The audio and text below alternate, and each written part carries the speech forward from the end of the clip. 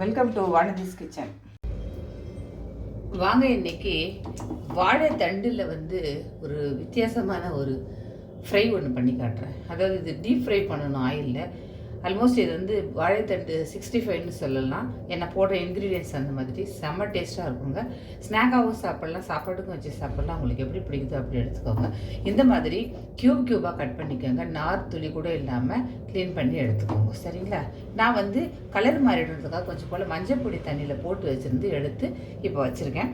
ஒரு சின்ன துண்டு, இவ்வளோ சைஸ் துண்டு வாழைத்தண்டு இது அது ஃபுல்லாக எடுத்திருக்கேன். நான் கொஞ்சம் ரொம்ப முத்தலாக எடுக்க வேண்டாம், கொஞ்சம் மீடியமாக இருக்க மாதிரி பார்த்து வாங்கிக்கோங்க. 1.5 ஸ்பூன் இதில் கார்ன்ஃப்ளவர் மாவு போட்டிருக்கேன். 1/2 ஸ்பூன் அரிசி மாவு போட்டிருக்கேன். காரத்துக்கு மிளகாய் பொடியும் கலருக்காக காஷ்மீரி மிளகாய் பொடி 1 ஸ்பூன் போட்டிருக்கேன்.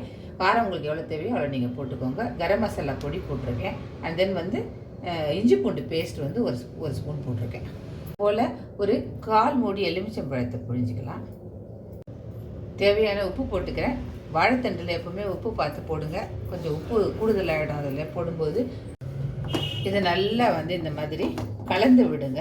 தண்ணியெல்லாம் எதுவுமே விட வேண்டாம். அந்த வாழைத்தண்டில் இருக்கிற அந்த தண்ணியே போதும்.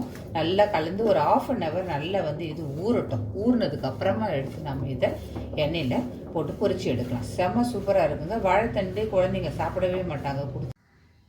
வாழைத்தண்டு பொரிக்கிறதுக்கு வண்ணலில் எண்ணெய் வச்சுருக்கிறேன். இப்போ கொஞ்சம் கொஞ்சமாக போட்டு இதை பொரிச்சு எடுக்கலாம். இது குழந்தைங்களுக்கெல்லாம் ரொம்ப கொடுங்க, விரும்பி சாப்பிடுவாங்க. பொரிஞ்சிடுச்சு, எடுத்துடுறேன். நல்ல சத்தம் கேட்குது பாருங்கள். எப்படி சவுண்டு கேட்குதுங்களா? அந்த மாதிரி நல்ல வெளியில் கிறிஸ்பியாக இருக்கும். வாழைத்தண்டு உள்ளே கொஞ்சம் சாஃப்டாக இருக்கும். செம்ம டேஸ்ட்டாக இருக்கும். வாழைத்தண்டு ரொம்ப நேரம் வேக வேண்டியதில்லை, சீக்கிரமாக வெந்து போயிடாது. பொரிக்கிறதுக்கு கூட ரொம்ப டைம் எடுக்க வேண்டாம்.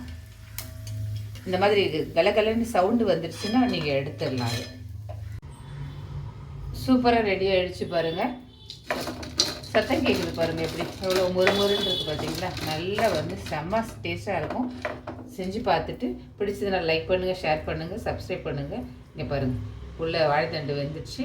மேலே எவ்வளோ கிறிஸ்பியாக இருக்குது பாருங்கள். சூப்பராக ட்ரை பண்ணி பாருங்கள். பிடிச்சதுன்னா லைக் பண்ணுங்கள், ஷேர் பண்ணுங்கள். உங்களோட வேல்யூபிள் கமெண்ட்ஸை கொடுங்க. நன்றி, வணக்கம்.